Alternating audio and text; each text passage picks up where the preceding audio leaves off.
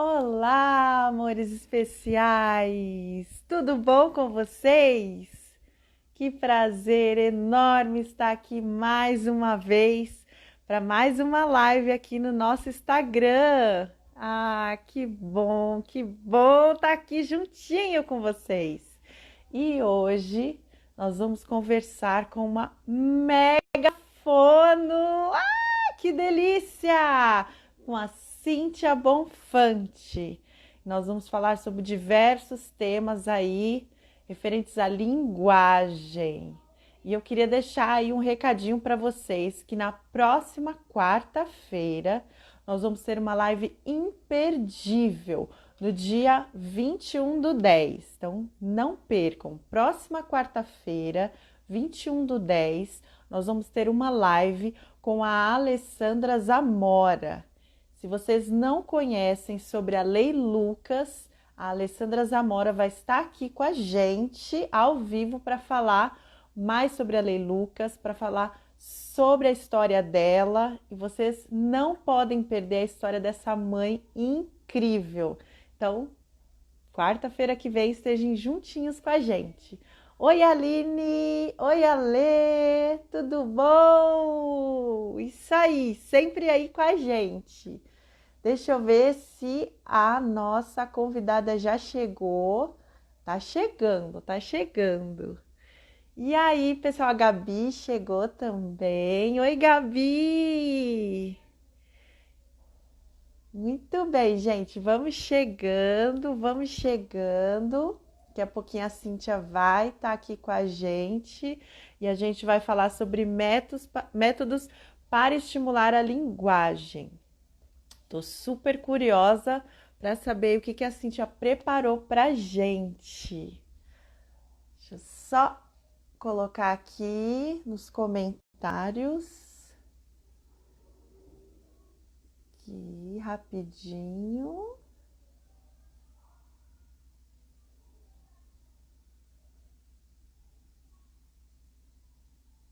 Agora sim.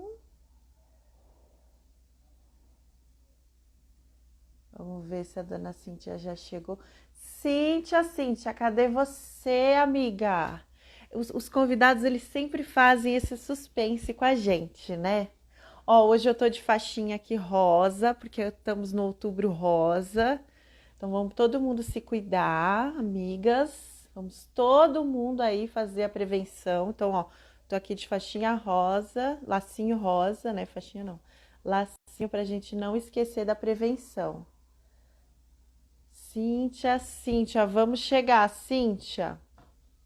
Deixa eu ver se eu consigo puxar ela aqui. A Aline mandou coraçãozinho ali. Ah, agora sim, consegui pegar. Vamos falar com a Cíntia Bonfante. Vamos lá.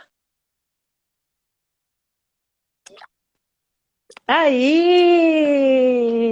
Tudo bom? Tudo bom, Cíntia? Tudo bem, e vocês? Tudo jóia? Tá me ouvindo bem? Tô, tá tudo Tá. certo, tô ouvindo super bem.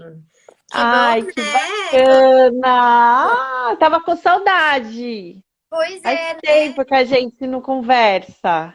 É verdade. Acho que foi há quanto tempo aquele dia que a gente ficou. Nossa, acho que foi em agosto, não foi? Acho que foi em agosto. É verdade, faz tempo já, né? É, acho que foi em agosto. E assim, você me deu uma dica, já vou logo falando, a dica do. Lembra que você me deu a dica? Eu Aham, arrumei a dica tá. da leitura e olha, Ai, tem sido maravilhoso. Ele melhorou muito a leitura. olha, que Melhorou. bom. Tava Isso, precisando. eu tô usando, gente. Isso daqui foi dica da Cíntia, né, para leitura do meu filho e melhorou muito a leitura dele, muito, muito. Acho que agora ele consegue se ouvir melhor.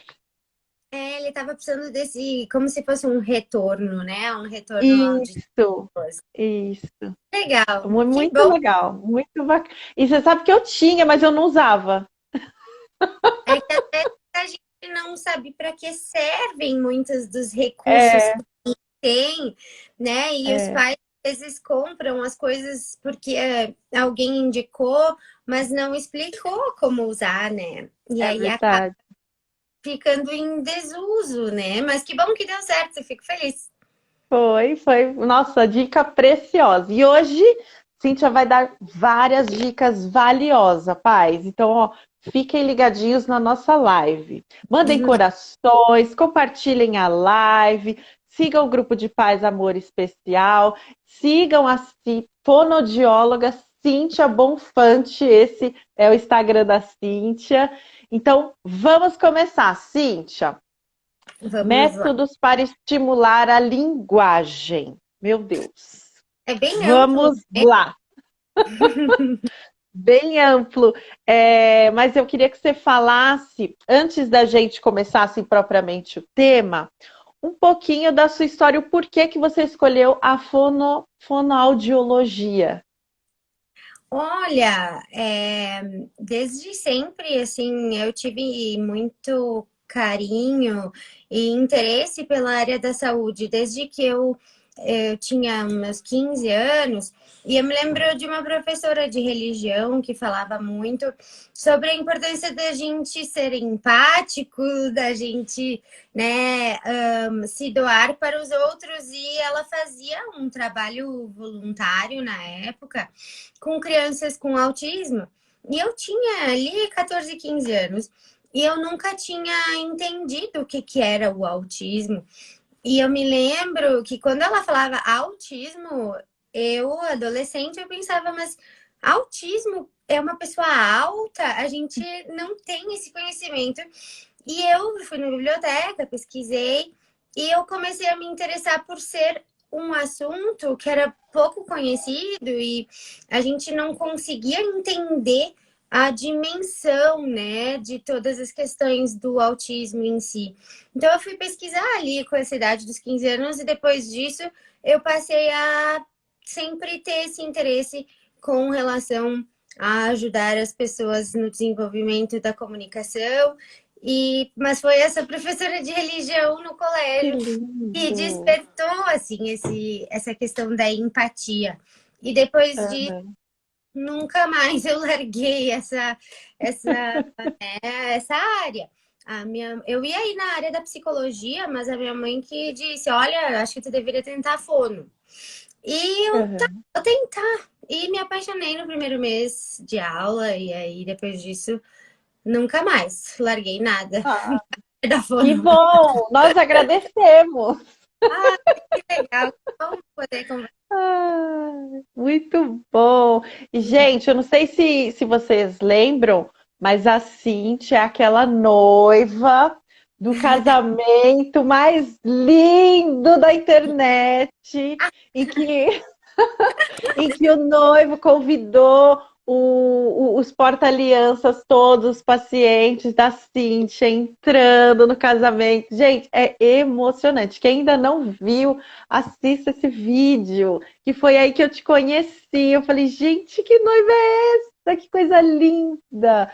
É linda aquele vídeo, Cíntia. E assim, dá para ver o quanto amor que você tem pela sua profissão, nossa, e pelos seus pacientes. É lindo, lindo de ver. É realmente uma coisa que eu digo assim, as pessoas perguntam se eu tenho pessoas com deficiência na família, e a gente não tem, é só realmente essa construção de desde quando eu era pequena, e sempre foi meu desejo de ajudar as pessoas nesse sentido. E ali, aqui eu vi um comentário, alguém escreveu aqui, mãe sempre sabe das coisas. É verdade. Ela É verdade, é eu ia verdade. para a área da psicologia Tá vendo? e A mãe ela da Cíntia falou, foi certeira. foi, ela passou no que eu acho que vai dar certo. E eu, tá? Ah, A gente nunca segue muitas mães, né? Mas nesse momento, e aí deu certo. ai, que A legal. que escreveu Foi a ali. Lê, foi a Lê. Gente, Aham. quem tiver perguntas, vão mandando as perguntas na caixinha de perguntas e aí a Cíntia vai respondendo ao longo da live. Então, agora que a gente já falou um pouquinho da vida da Cíntia, vamos lá, Cíntia, métodos para estimular a linguagem. Então, é, eu queria que a gente começasse a falar sobre, assim, a gente fala muito sobre a estimulação precoce, né? Quanto mais cedo a gente começar a estimular, e aí a gente fica naquela neura, meu Deus, eu preciso estimular o meu filho quanto antes, antes dos 3 anos, né? E como que Sim. funciona isso? Eu sei que tem o Denver, né? Então, assim, Uhum. explica-se um pouquinho para a gente como que funciona essa estimulação precoce, Denver, ABA, como que é isso, Cíntia? Olha, quando me pedem para eu ser sucinta, é difícil. Porque a linguagem, ela é extremamente ampla. E aí, nós temos é uma subjetividade, né? A linguagem, ela é muito subjetiva. Então, é muito difícil de ter um protocolo de avaliação que seja certeiro. Assim, que seja um padrão que o mundo inteiro siga para encontrar numa criança que não fala ainda atrasos no seu desenvolvimento de linguagem para começar um atendimento precoce. Então, a nossa primeira luta é essa, é ter uma maneira onde, independente do avaliador, que seria o fonoaudiólogo, ou o neuropediatra, ou o Uhum. pediatra, que todo mundo conseguisse ter um padrão de olhar para essa criança. Porque vocês, com certeza, com o filho de vocês, vocês vão numa pessoa, num profissional, aí tu tem uma resposta desse profissional. Outro profissional avalia e vê diferente. E outro avalia e também vê diferente. E Sim. aí nós vamos atrasando esse atendimento precoce. Por isso que, por nós sabermos que precisa de muito estudo para que um protocolo seja validado e que todo mundo consiga ter esse olhar da mesma forma, para identificar realmente essas crianças, a gente está pensando mais assim, viu algum déficit? Começa a fono, começa os outros profissionais que se tiver atraso motor, se tiver atraso qualquer, tem que começar logo, mesmo que não seja certo que tenha um atraso que seja característico de alguma patologia em si, mas Uhum. precisa começar cedo, porque se a gente for esperar, o cérebro não é que ele não tenha mais plasticidade cerebral depois dos 3 anos, mas uma coisa que as pessoas não sabem é que a gente nasce com um número de neurônios e esses neurônios eles vão se multiplicando ao longo da nossa vida, mas eles vão se multiplicar de acordo com a experiência que nós temos no meio que a gente vive. E eles vão se diferenciar para áreas específicas no cérebro de acordo com o estímulo que essa criança recebe no ambiente dela. Então, quando eu tenho uma criança, o Denver fala muito nisso, tá? Que eu tenho uma criança que tem todos os neurônios que ela nasceu, a gente nasce com muito mais neurônios. E depois o cérebro vai cortando neurônios que ele acha que não são necessários, que são neurônios que não estão sendo usados. E se eles não estão sendo usados, o cérebro considera como algo que não precisa guardar. Então, ele vai cortando essas conexões cerebrais que o cérebro acha que não é preciso. Quando a criança nasce e ela tem uma tendência para o autismo, por exemplo, ela vai ter os neurônios mais focados em detalhes. Então, os neurônios que estão evoluindo, que estão se diferenciando e se especializando no cérebro para detalhes, eles vão aumentar as conexões nessa área. E Sim. aí o cérebro começa a dizer: bom, então eu não preciso me preocupar com o, o contato visual, porque o contato visual não precisa. E o cérebro vai tirando, E aí a criança começa a se focar mais nos objetos e em detalhes. Então, enquanto ela vai fazendo esse foco maior nisso, o cérebro vai pensando, então eu não preciso das outras coisas da comunicação. E eu vou cortando e vou intensificando o estímulo de conexão cerebral do foco visual em objetos, por exemplo. É o que eles falam que é a tal da poda neural, Isso, que a é, poda que é neural próximo dos 3 anos. Isso. Então, o cérebro faz essa seleção a partir de quanto tu usa essas Entendi. coisas. E é isso que eu sempre digo para as famílias, a importância da repetição, porque o cérebro, para que ele saiba que isso é importante para o teu desenvolvimento, ele precisa que tu use. Se tu não usar, ele diz, então isso aqui é lixo, não vou gastar minha energia com isso. Por Sim. isso que é tão importante a estimulação precoce, porque nós nem sabemos que o nosso filho, nosso sobrinho está tendo esse foco tão grande em objetos e não está conseguindo olhar para nós, pessoas, e o cérebro vai achando que isso não é importante. E aí, sem querer, o próprio olhar está estimulando para que ele fique mais com hiperfocos em coisas que não estimulam comunicação. E é por isso que o Denver tem como base a questão da interação social. O foco passar do objeto para a pessoa, a importância dos jogos sociais, a importância da imitação. E o Denver tem essa conduta pelas pesquisas que eles fizeram, que justamente mostram isso. Se eu começo a mostrar a importância da interação social, a importância do compartilhar com o olhar, desde pequeno, eu faço esse cérebro ter menos chances de considerar o hiperfoco em objetos além da pessoa. Eu consigo trabalhar isso antes e eu vou controlando melhor essas podas, esses cortes que o cérebro faz achando que não é importante. E aí nós Sim. conseguimos conduzir melhor o desenvolvimento cerebral da criança. Por isso que o Denver é um dos métodos mais comprovados, né? Ele é um método comprovado cientificamente que funciona. E realmente a gente vê com as crianças que eu atendo no consultório, se elas chegam com 1 ano e 3, 1 ano e 5 meses, a evolução é semanal e muito, muito significativa. Muito rápido. As famílias até chegam a dizer, mas será que ele é autista? Porque a evolução é muito rápida. E Sim. por causa desse momento que a gente ensina o cérebro ao que ele pode e o que ele não pode cortar de importância.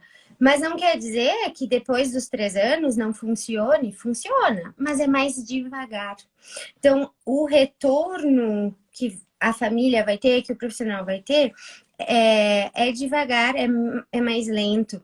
E é por isso que o protocolo, o desenvolvimento de estimulação precoce é melhor, mais no sentido de realmente rapidez. Mas uma criança, um adulto, né? Ele tem 15 anos, vai começar agora a fazer estimulação, também pode ter evolução. A gente nunca vai dizer que não. Mas a estimulação precoce a gente previne coisas que podem ficar muito mais graves ou também até diminuir o nível das dificuldades dessa criança no sentido de graus de autismo.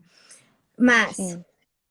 pensando, né, no Denver, no ABA, eu uso mesmo quando a criança não tem um autismo, porque nós precisamos usar os métodos comportamentais em momentos específicos, né? A gente não vai usar sempre, mas tem crianças que precisam de uma coisa mais forte do ABA e tem crianças que não precisam.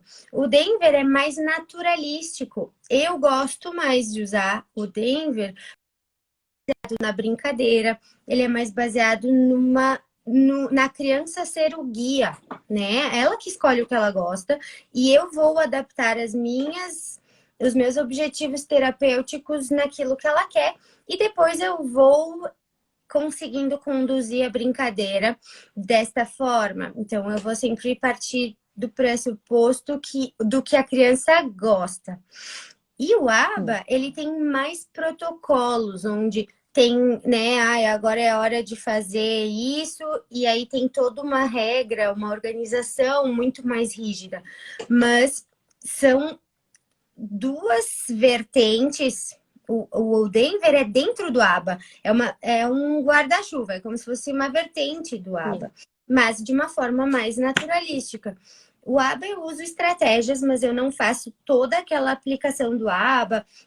Se eu tenho alguma criança que tem supervisor com a ABA, aí eu faço as supervisões, a gente discute, mas eu sempre acabo indo mais para esse lado naturalístico do aprendizado comportamental. Mas é sempre é complexo, é bastante coisa que a gente precisa pensar para estimular a comunicação das crianças. Uma coisa Chegou assim. uma pergunta, Cíntia. Uhum. Quais os jogos e brincadeiras que você indica para o desenvolvimento da linguagem? Bom, dá para ser muitas coisas. Teria que ver uma média de idade, né? Então, de repente, a gente tá com uma criança de 0 a 1 ano, que a linguagem dela seria mais baseada no olhar, né? Então, a gente quer estimular o olhar, a atenção compartilhada.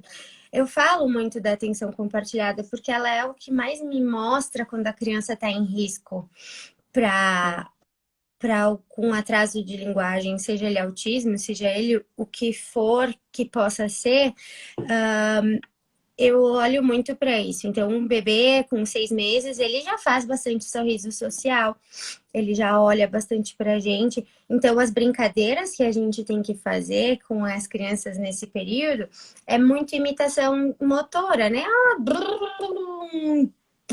Né? Coisas que eu posso trabalhar motor dessa criança, que ela tente me imitar, que ela tenha o olhar para mim. E se a criança já não consegue olhar para mim, já tem que estimular a atenção compartilhada nessa criança. Então a gente vai trazer o brinquedo para perto do rosto, a gente vai mostrar que ela pode fazer essa atenção compartilhada do brinquedo comigo também, que não é só o foco no brinquedo. E a gente já trabalha as praxias orais, né, com essa criança. Então, se ela tem um risco de apraxia, que a gente vai saber isso depois que ela tem 3 anos de idade, que a gente pode confirmar uma apraxia de fala infantil, a gente já começa a brincar com o motor oral dessa criança antes, né? Ela nasceu, a gente já faz algumas brincadeiras, já traz a mãozinha dela pro nosso rosto, para ela sentir as vibrações que a gente faz com a nossa voz.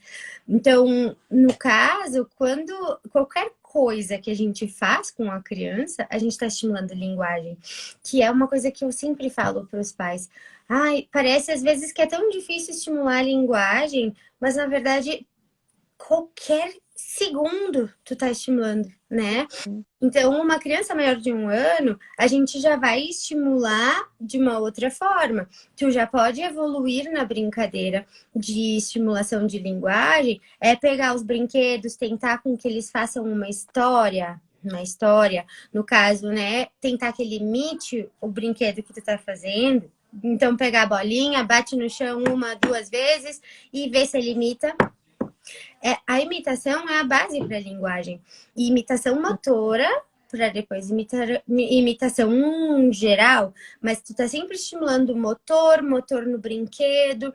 Tudo isso é linguagem, é a base para a linguagem. Então, essa pergunta fica bastante ampla. Se tu quiser depois me especificar a idade, que daí eu consigo ser mais específica para essa parte de estimulação de brinquedos para estimular a linguagem. Uma coisa. Gente, quem quiser mandar mais perguntas, vão mandando na caixinha de perguntas, que a Cíntia vai respondendo. Toda essa questão de desenvolvimento infantil, ela é um assunto muito, muito difícil da gente conseguir fazer com que ele seja simples, porque Sim. a fala, ela é influenciada por tudo, desde anatomia, desde questões cognitivas, desde questões emocionais, desde questões genéticas, tudo influencia na linguagem. E é por isso que é tão fácil as mães irem atrás de ajuda, né? Ah, eu acho que meu filho está atrasado e não conseguir respostas. Porque Sim. muitas vezes os profissionais que vocês buscam podem dizer: ah, é porque tu não tá dando atenção, é porque tu tá conversando menos, acaba sempre sendo causado É. pelo ambiente. E isso faz com que a família atrase a busca por atendimento, porque começa a querer resolver dentro de casa, né? Achando que, eu dou muita barda. O problema somos nós, né? E aí isso só dificulta. Então, uma mãe, alguém tinha pedido alguma coisa sobre a apraxia de fala infantil, só que agora saiu. Sim, sim. Eu não vi E qual era a pergunta, queria mas saber sobre a criança que tem apraxia. Ah, perguntou aqui, ó. Alguma coisa. tá. Uhum. Tá, aqui foi pedido agora 2 estímulos para um bebê de 1 ano e 8 meses com T21. E tinha sido É falado também de apraxia, depois a gente olha ali de novo. No isso. caso, o desenvolvimento das crianças típicas, que dizem típicas, elas têm um padrão. Nas crianças com deficiência, não existe um padrão a ser seguido, o que faz com que o próprio profissional que atende essa criança, se não segue uma linha, se perde também. Então, no caso, uma criança de 1 ano e 8 meses, se ela não tem nenhuma deficiência, ela deve estar fazendo frases de 2 palavras. Sim. Dá, papá, ela já tem que estar fazendo É, muitas palavras. Ela tem que ter, assim, até os 2 anos, a criança já tem umas 300, 500 palavras. E parece que não, né? As famílias dizem assim, nossa, mas com 1 aninho meu filho estava falando um monte de coisa. Mas é assim, o esperado é que isso aconteça, que com 1 ano, a criança, 1 ano e 3 meses, ela já tem 50 palavras, numa média, no geral, né? E o número de palavras para as crianças com autismo, para as crianças com trissomia, para as crianças com paralisia cerebral, com qualquer dificuldade de desenvolvimento, não existe um padrão. Então é sempre uma luta e uma dúvida, tá? Então o que que eu preciso fazer? Meu filho tem 1 ano e 8 meses e ele não fala ou ele fala pouco. O que que os profissionais vão dizer? Mas é normal. É assim na ou trissomia? então, É assim na cada paralisia? um, É assim. cada um tem o seu desenvolvimento, que é o que eu ouvia. E Isso. o meu foi começar a falar com 4 anos. Mas assim, é o que eu mais luto, assim, ó. Eu entendo e eu sei que é mais difícil. Claro que é mais difícil quando a criança tem uma deficiência. Porém, a gente tem que saber o que está atrasando essa fala. Ai, mas o meu filho não consegue falar porque ele não tem intenção de se comunicar. Então, já tá aí o porquê que não sai. Aí sai Sim. palavra do nada. Ah, às vezes sai uma palavra porque ele teve intenção. Então, a gente já tem uma dica. Ah, se a criança tem intenção, já é meio caminho andado. E uma coisa que eu sempre digo para as famílias é assim: às vezes o meu trabalho como fonoaudióloga no início não é motor, não é só ensinar a falar. Eu preciso dar um porquê da fala. Então, essa criança com trissomia de 1 ano e 8 meses, ela tem que estar sendo estimulada a ter vontades. Ela tem que ser Sim. perguntada coisas. Tu tem que conversar, perguntar, tu quer isso ou tu quer aquilo? Não deixar tudo pronto para a criança, né? A criança está sempre acostumada, a gente está servindo ela. E quando a criança tem Sim. dificuldade de fala, a gente não espera que ela responda, então sem querer a gente não fala, a gente não É pergunta. verdade. E só de É fazer verdade. isso, a gente já está atrasando a fala dela. Então, a estimulação de linguagem, ela é muito além do, né, daquele óbvio. Ai, meu filho parece que não sabe mexer a boca. É uma coisa. Agora, meu filho não tem interesse, ele não sabe para que serve a fala. Eu tenho que começar do porquê. Eu tenho que começar a ajudar ele nessa intenção de se comunicar. Quando eu dou intenção, ele tenta mais. E se ele tenta mais, eu posso ver se ele está com problema para mexer e fazer o movimento que ele precisa. Que a apraxia, ela é baseada numa dificuldade de planejamento motor oral. Então, eu quero dizer bola e a minha boca, o meu cérebro sabe a palavra, mas ele não envia a informação para minha boca fazer o movimento. Então, bola. Ele não consegue fazer essa sequência. E aí sai sons que não tem a ver com a palavra. Quando a criança tenta, eu, fonoaudiólogo, consigo ver melhor se ela tá com dificuldade motora. Agora, se ela não tenta, a apraxia fica mais difícil de ser vista, porque eu não tô tendo a intenção, eu não tô vendo meu filho, meu paciente tentar se comunicar, então ele não vai fazer movimentos com a boca para eu avaliar se ele precisa ou não de ajuda motora. E essa ajuda motora é o que o método PROMPT é baseado.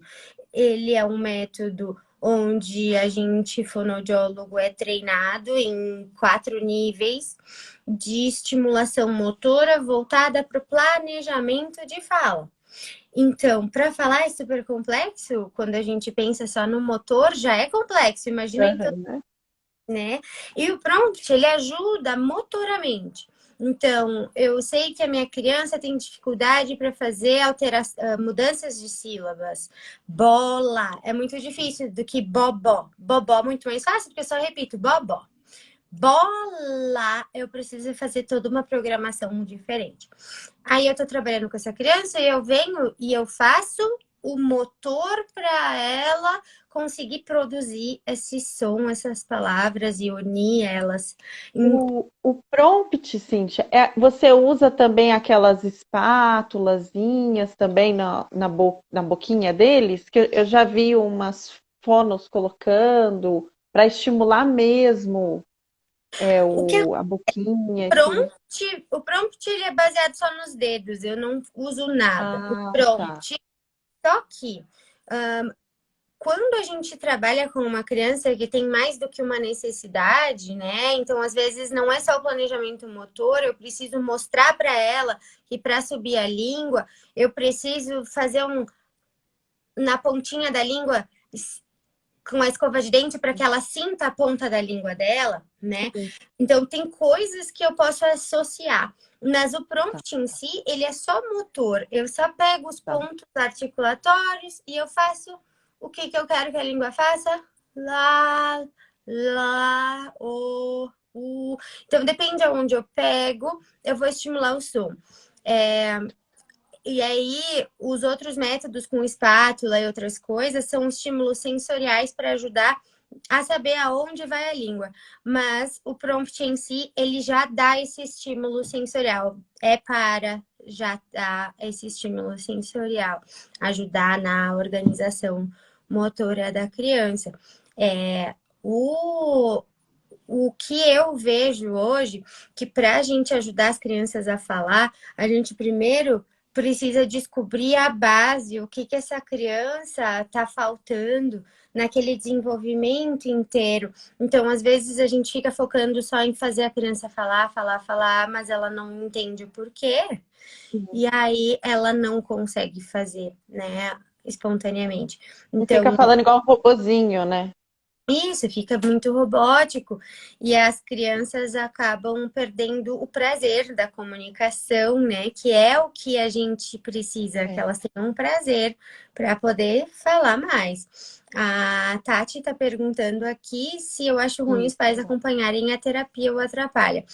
No consultório, eu às vezes peço para as famílias não ficarem junto.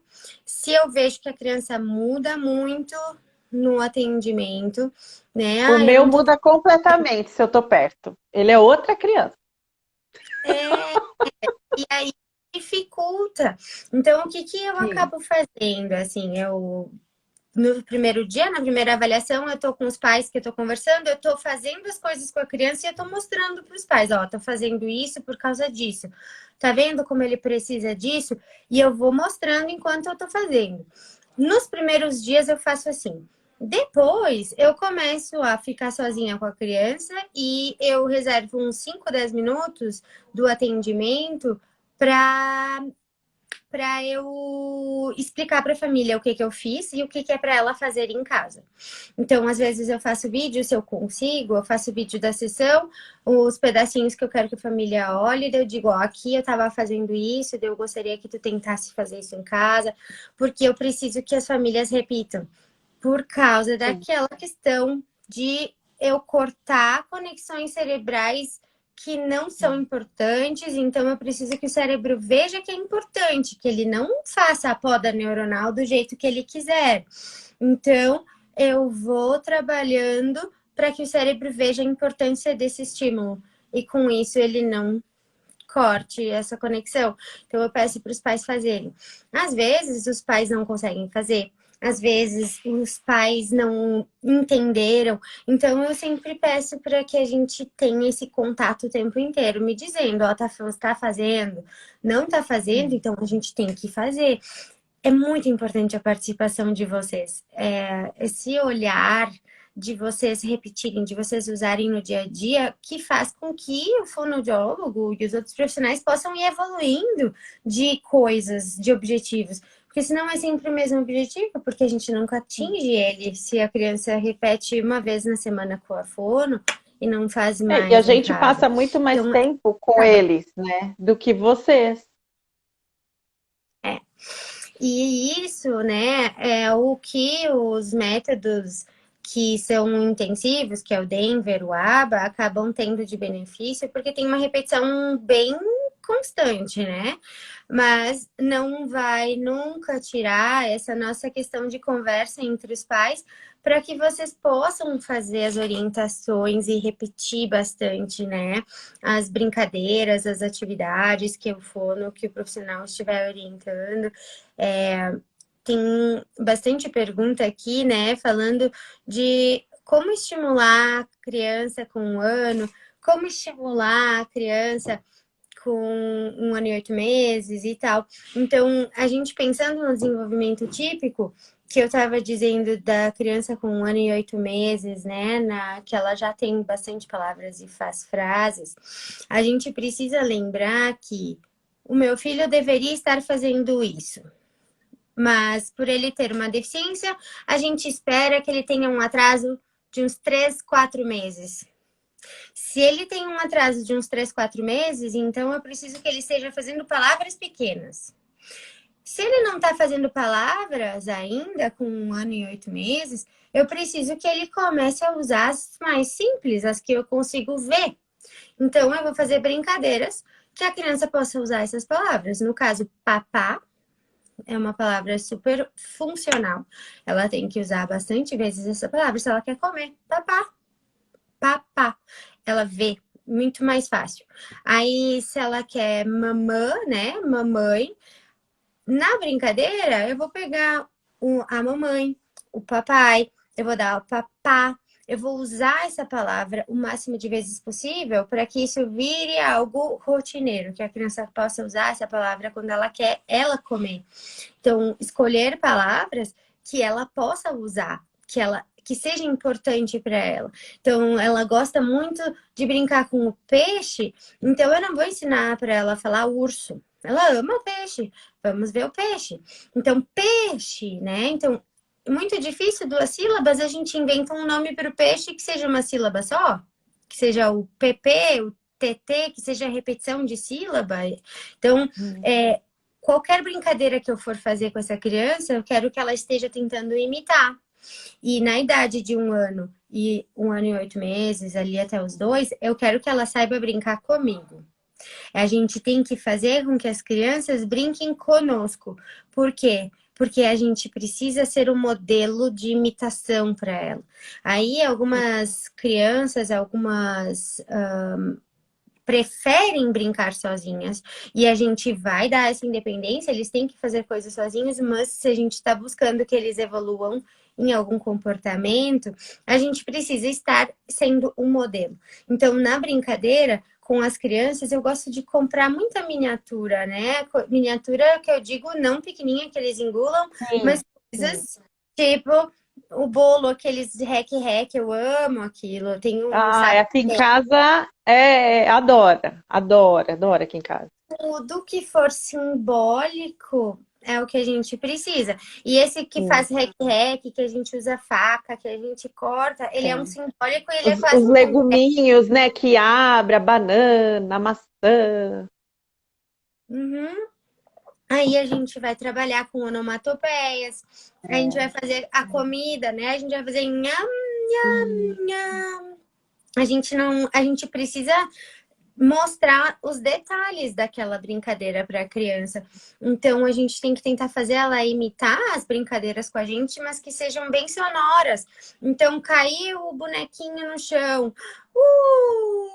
Caiu. A gente precisa usar muito onomatopeias e com as crianças que são pequenininhas, antes dos 2 anos, a gente tem que ser interessante, tem que ser brincadeiras que chamem a atenção.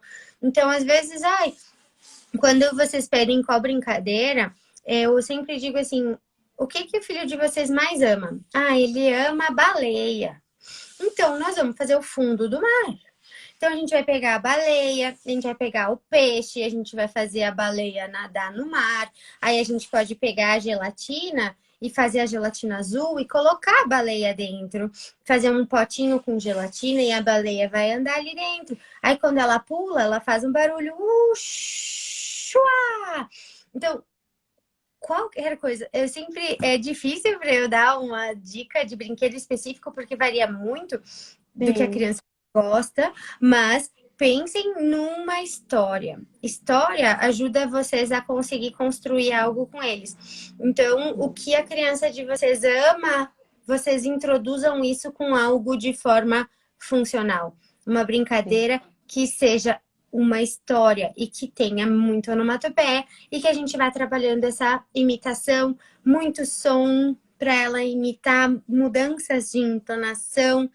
Se ela tem dificuldade motora, a gente tem que estimular a mastigação, tem que estimular a sucção, tem que estimular muita essa parte realmente motora oral. No caso das crianças com trissomia, elas precisam muito desse motor oral desde 2 meses, 3 meses de idade. Então, a gente precisa fazer isso muito, muito, muito cedo. E as brincadeiras que eu gosto de fazer é sempre fazer com que a criança ela tenha que me ajudar, ela tenha que me responder coisas. Então, quando ela tá brincando ali sozinha, uma das técnicas do Denver é justamente eu imitar essa criança. Porque a gente tá sempre mandando, faz isso. Olha, É, filho, bota o bonequinho em cima do carrinho, olha o é. que, que o carrinho faz. Olha isso, olha Às aqui. vezes eu falo tanto assim para o meu filho que eu mesmo penso assim, meu Deus, que chata que sou. De tanto que eu fico, faz isso, faz aquilo. Ai, que legal isso. Gente, E a gente a gente fica só falando isso. E a gente fica só incomodando, dizendo que É, é é. e depois a gente diz, mas olha, ele não é criativo. Sim, tu fica o tempo inteiro. Claro, a gente fica boicotando a brincadeira do menino. É um instinto, porque a gente fica naquela, né? Eu tenho que estimular meu filho, eu tenho que estimular meu Sim, filho. E a gente sim. não deixa ser guiado por eles, Uhum, onde a partir do que eles querem eu consigo mudar e aperfeiçoar a brincadeira deles. Mas primeiro eu sim. preciso ver o que eles estão construindo, o que eles estão fazendo. E isso é algo do Denver, e é por isso que eu gosto tanto dessa metodologia, porque ela respeita a criança, mostra para a criança que ela tem poder, que ela tem. Que ela é uma pessoa, que ela tem vontades e que a gente aceita e entende, mas a gente também está sempre exigindo um pouquinho mais dela. E esse Sim. exigir um pouco mais dela todo dia faz com que eu construa novas conexões e é por isso que é tão importante que comece cedo. Não conseguir começar cedo, tudo bem, começa. tem que começar.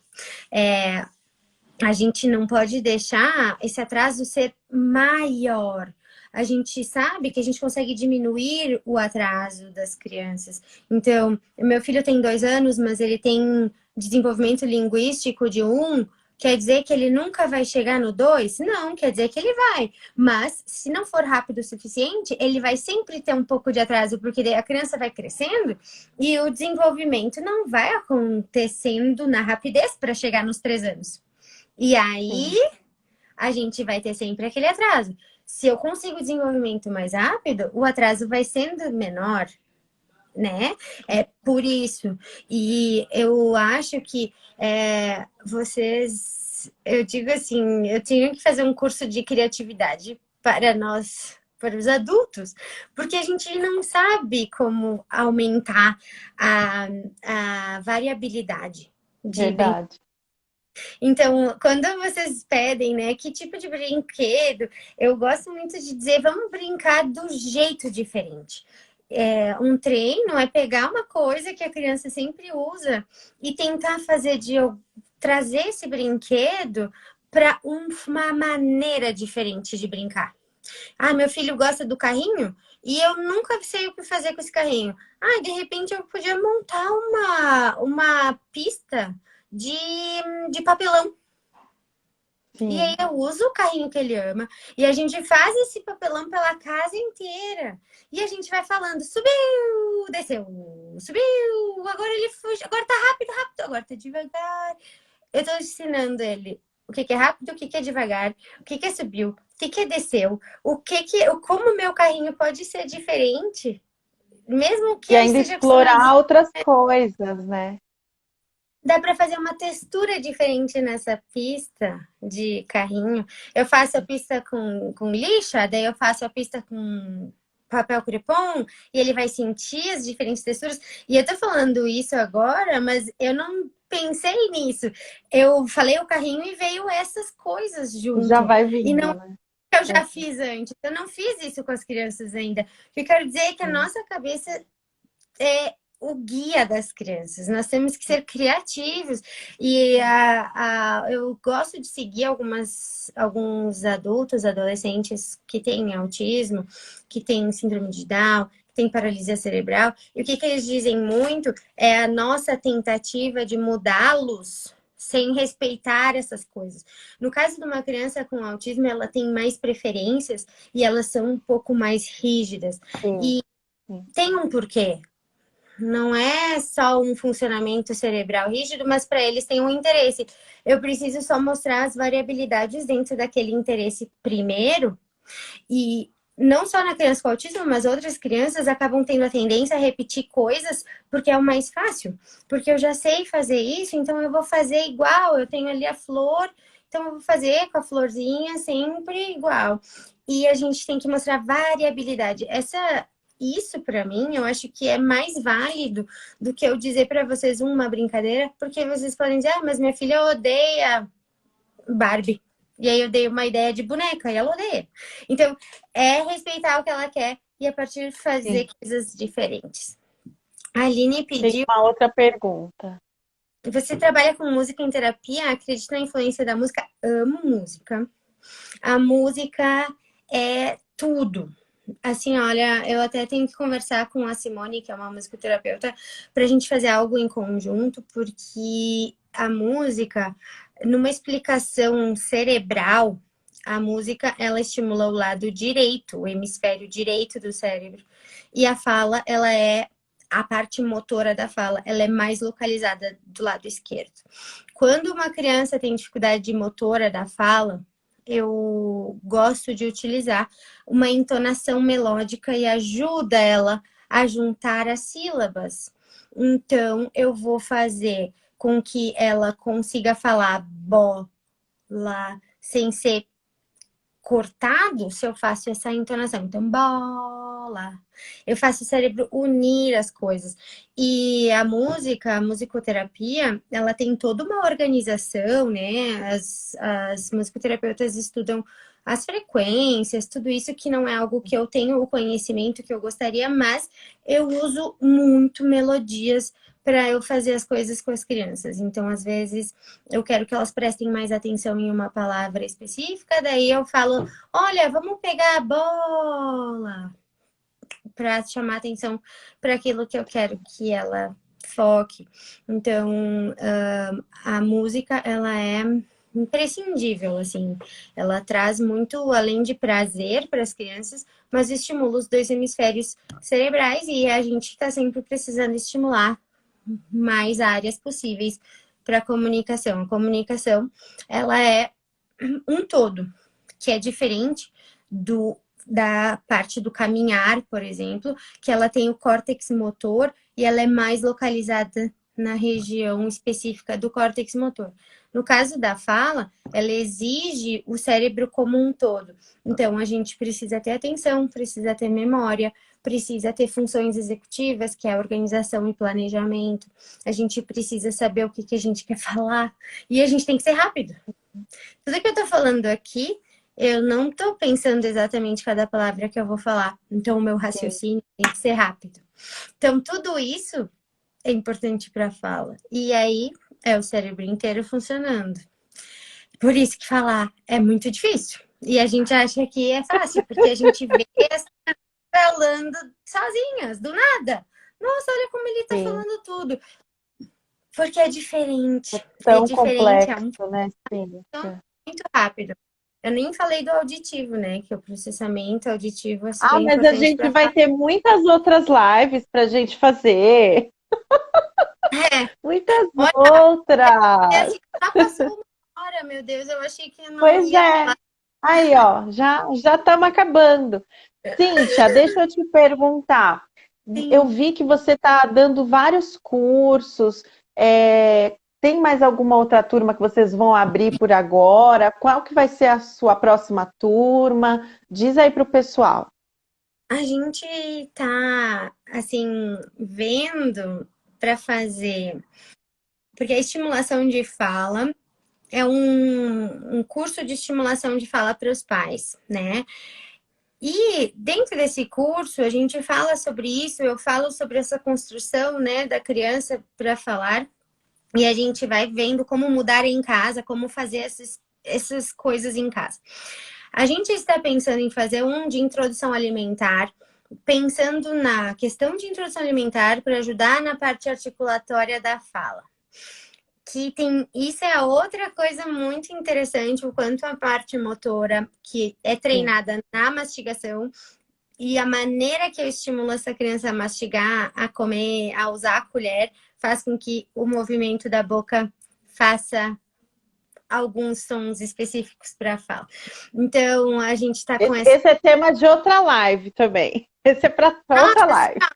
eu digo, ela é extremamente complexa e a gente tem que unir os conhecimentos, e por isso que uma vez eu fiz um curso que uma fono falou assim, a área, a gente precisa, a área da fonoaudiologia, a gente não consegue estudar só fonoaudiologia. A gente tem que estudar psicologia, a gente tem que estudar um pouco de terapia ocupacional, a parte de integração sensorial, que eu também tenho, esse curso, essa formação. A gente tem que saber um pouco de tudo, porque senão a gente não consegue falar, a fazer essa criança desenvolver, esse adulto desenvolver a fala quando teve uma lesão cerebral. Então, no caso, assim, eu acho que não que a gente saiba de tudo um pouco, mas a gente tem que estar sempre buscando o todo, né? E nos cursos é isso que a gente vem fazendo, proporcionar isso para os pais terem essa visão maior do desenvolvimento. Nesses outros cursos foi só de trissomia do 21, mas que é a síndrome de Down, mas a nossa ideia é fazer outros cursos de outros diagnósticos para conseguir dar tudo que tem que dar de conteúdo para as famílias, né? Porque abastecer vocês de conhecimento faz com que vocês consigam estimular os filhos de vocês de uma forma mais natural, que não seja um esforço, e que vocês já saibam, meu filho precisa mais dessa questão estimulação mais visual, eu vou fazer mais visual. Então, vocês, né, poderem se empoderar no desenvolvimento do filho de vocês, eu acho que é o mais importante. Então, a gente está tentando construir esses outros para os pais e também para os fonoaudiólogos, né? A gente poder, eu poder mostrar essa questão multi, porque não existe um método. Eu não vou olhar para a criança e vou dizer, essa criança precisa deste método. Sim. Ela precisa de tudo. Ela não vai ser um método que vai funcionar. Eu preciso estar o tempo inteiro. Eu vi que agora não deu, eu já mudo. Eu fico o tempo inteiro um raciocínio rápido para a gente poder trazer essa vontade na criança e esse desenvolvimento motor. Então, esse pensamento multi é algo que eu também queria poder conversar com os fonos, passar isso nos cursos, porque eu vejo que não adianta, não dá para usar só uma coisa, tem que ser geralzão, senão a gente não consegue. Então, ó, pessoal, vocês querem fazer os cursos com a Cíntia, ó, Instagram da Cíntia, fonoaudióloga Cíntia Bonfante. Corre lá no Instagram dela, porque sempre que abre os cursos, né, Cíntia, você coloca lá no seu Instagram. Então, sim, e assim, e ó, gente, o curso são poucas inscrições, é que eu vejo que abre e já acaba rapidinho, então vocês fiquem espertos. Ó, Cíntia, falta 4 minutos, então você vai ter que responder essa pergunta bem rápida. Eu tenho uma última pergunta para você. O que você aprendeu de mais importante na sua profissão até hoje? Em 3 minutos, tá. Menos até, porque ainda tem mais uma. O que me move muito, que eu vejo nos meus atendimentos, é ver a garra das famílias, né? Eu aprendo muito, assim, com a determinação das famílias, a preocupação das famílias, e eu me empatizo e faz com que toda vez eu mude um pouquinho o meu olhar, a minha maneira de lidar, porque eu sei, eu não vivo na pele da família, mas eu sinto o quanto as coisas, né, incomodam, as coisas são difíceis, e é isso que eu vejo que eu mais aprendo, assim, o funcionamento familiar e o quanto isso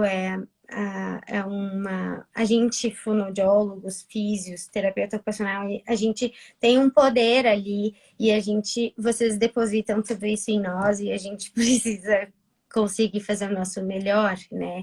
Então, é isso que eu aprendo mais na fono. Ai, que linda! E ó, deixa um recado especial aqui para todos os pais do Amor Especial, para quem está assistindo a live, deixa um recadinho especial para gente. Então, primeira coisa, né? Não desistam, porque a fala ela é algo super difícil e às vezes as famílias pensam que né, não tá desenvolvendo, não tá conseguindo, mas contem com os profissionais que estão com vocês, que estão do lado de vocês, confiem, estudem muito. E, assim, não que vocês vão ser o profissional, mas vocês precisam saber o que está sendo feito com o filho de vocês.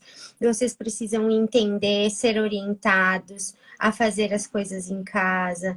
Vocês são o que move o desenvolvimento do filho de vocês. Por mais que o fono, o físio, o TO oriente, a gente dê o caminho, vocês acabam sendo muito responsáveis e muitas vezes falta essa orientação para os pais. Então, o que eu quero dizer é que vocês busquem orientação, busquem conhecimento, façam as questões que os profissionais orientam.